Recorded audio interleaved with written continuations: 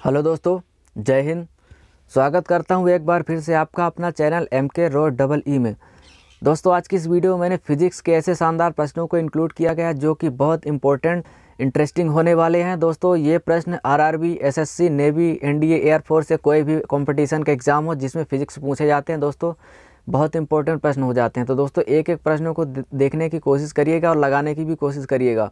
दोस्तों, आप comment box में बताइएगा कितने उत्तर सही हुए। तो चलिए दोस्तों, बिना समय गवाए हुए शुरू करते हैं आज की सेशन को। सेशन का दोस्तों पहला प्रश्न है, वायुदाब मापी की रीडिंग में अचानक गिरावट किस बात का संकेत है। दोस्तों, वायुदाब मापी जो होता है उसमें जो रीडिंग होता है वह अचानक डाउन हो जाता है, किस बात का संकेत है। विकल्प दिया गया है, मौसम स्थिर तथा शांत होगा, मौसम वर्षा युक्त होगा, मौसम ठंडा होगा या मौसम तूफानी होगा। तो दोस्तों, वायुदाब मापी की रीडिंग में अचानक गिरावट इस बात का संकेत है कि मौसम तूफानी होगा। दोस्तों, मौसम तूफानी होगा, वही वाला आज कुछ तूफानी करते हैं। तो दोस्तों, इसका उत्तर यही हो जाएगा, मौसम तूफानी होगा, है ना। दोस्तों, आप चैनल पर नए हैं तो सब्सक्राइब कर लीजिएगा और दोस्तों प्रश्न अच्छे लगे हों तो लाइक कर दीजिएगा। चलिए आगे बढ़ते हैं दोस्तों। दूसरा प्रश्न, प्रेशर कुकर में खाना जल्दी पकता है क्योंकि। वेरी वेरी इंपॉर्टेंट प्रश्न दोस्तों। अधिक दाब पर पानी कम तापमान पर उबलने लगता है, अधिक दाब पर पानी अधिक तापमान पर उबलने लगता है, या अधिक दाब पर ऊष्मा की मात्रा अधिक होती है, या कुकर के अंदर संवहन धाराएं उत्पन्न होती है। क्या कारण है कि प्रेशर कुकर के अंदर खाना जल्दी पक जाता है। तो इसका कारण यह हो जाएगा कि अधिक दाब पर पानी अधिक तापमान पर उबलने लगता है। प्रेशर कुकर के अंदर अधिक दाब बनता है जिसके कारण वहाँ का तापमान भी ज़्यादा हो जाता है और पानी उबलने लगता है। इसके कारण प्रेशर कुकर के अंदर खाना जल्दी पक जाता है। तीसरा प्रश्न है, हाइड्रोजन से भरा रबड़ का गुब्बारा वायु में ऊपर जाकर फट जाता है क्योंकि। दोस्तों, यदि आप हाइड्रोजन से गुब्बारे को भर देंगे और वायुमंडल में छोड़ देंगे, वह ऊपर जाकर फट जाता है। इसका कारण क्या होगा। कारण दिए गए हैं कि हाइड्रोजन का भार बढ़ जाता है, या वायुमंडल या वायु दाब घट जाता है, हाइड्रोजन का दाब घट जाता है, या वायु दाब बढ़ जाता है। तो दोस्तों, इसका कारण ये होगा कि वायु दाब घट जाता है। दोस्तों, जैसे जैसे पृथ्वी की सतह से ऊपर उठते जाते हैं तो वायु दाब घटता जाता है, और जब ऊपर जाते हैं तो हाइड्रोजन से भरा रबड़ का गुब्बारा जो कि वायुदाब घटता है, वायुदाब घट जाता है, जिसके कारण हाइड्रोजन से भरा हुआ गुब्बारा ऊपर जाकर फट जाता है। तो दोस्तों, इसका सही उत्तर हो जाएगा, वायुदाब घट जाता है। चौथा प्रश्न है, सूर्य में निरंतर ऊर्जा का सृजन किस कारण होता है। दोस्तों, सूर्य जो निरंतर ऊर्जा देता है वह किसके कारण होता है। विकल्प दिया गया है, नाभिकीय संलयन, नाभिकीय विखंडन, रेडियो सक्रियता, कृत्रिम रेडियो सक्रियता। तो दोस्तों, इसका सही उत्तर हो जाएगा नाभिकीय संलयन। दोस्तों, सूर्य के अंदर नाभिकीय संलयन की प्रक्रिया कई वर्षों से चलती आ रही है और चलती ही जाएगी, जिसके कारण हमें ऊर्जा प्राप्त होती है। तो दोस्तों, सूर्य के अंदर नाभिकीय संलयन की प्रक्रिया चलती जा रही है। तो सही उत्तर हो जाएगा दोस्तों नाभिकीय संलयन। दोस्तों, जो हाइड्रोजन बम होते हैं और नाभिकीय संलयन की सिद्धांत पर ही कार्य करते हैं। चलिए आगे बढ़ते हैं दोस्तों। पांचवा प्रश्न। दोस्तों, एक बार फिर से रिक्वेस्ट है कि आप चैनल पर नए हैं तो सब्सक्राइब कर लीजिएगा।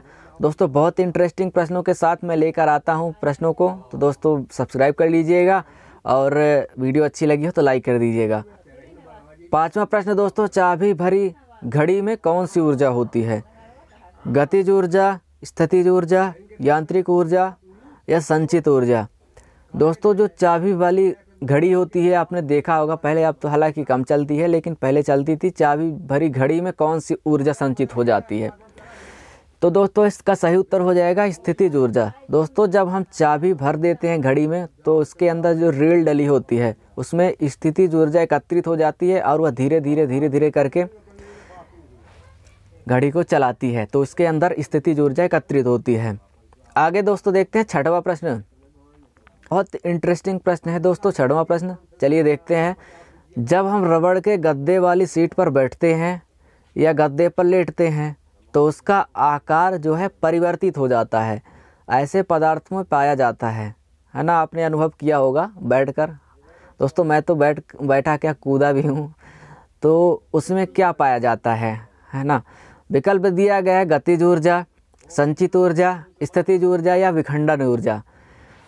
तो दोस्तों उसके अंदर स्थितिज ऊर्जा पाई जाती है। दोस्तों वह स्थित रहता है और जब हम उस पर अचानक बैठते हैं या उस पर उछल कूद करते हैं तो उसका आकार जो है फैलने लगता है ना, उसका स्थितिज ऊर्जा उसके अंदर पाई जाती है।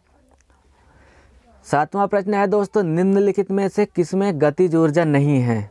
इम्पोर्टेंट प्रश्न दोस्तों, वेरी वेरी इंपॉर्टेंट प्रश्न, ऐसे प्रश्न पूछे जाते हैं। निम्नलिखित में से किसमें गतिज ऊर्जा नहीं है। विकल्प दिया गया है चली हुई गोली, बहता हुआ पानी, चलता हथौड़ा या खींचा हुआ धनुष। तो दोस्तों 4 विकल्पों में से किसमें गतिज ऊर्जा नहीं है। चलिए इसका उत्तर देने की कोशिश करिएगा। चलिए इसका उत्तर देखते हैं दोस्तों, खींचा हुआ धनुष। दोस्तों इसमें एक गतिज ऊर्जा संचित नहीं होती है। दोस्तों कहने का मतलब ये है कि धनुष को यदि खींच लिया जाए तो उसमें गतिज ऊर्जा नहीं होती, उसमें स्थितिज ऊर्जा इकट्ठा हो जाती है। उसके बाद जब उसको छोड़ा जाता है तब उसमें गतिज ऊर्जा आ जाती है। तो दोस्तों सही उत्तर हो जाएगा खींचा हुआ धनुष। 8वां प्रश्न है दोस्तों, गतिशील वस्तु की गति दोगुनी हो जाती है तो उसकी गतिज ऊर्जा क्या होगी। कोई गतिशील वस्तु है, उसकी यदि गति को दोगुना कर दिया जाए तो उसकी गतिज ऊर्जा क्या होगी।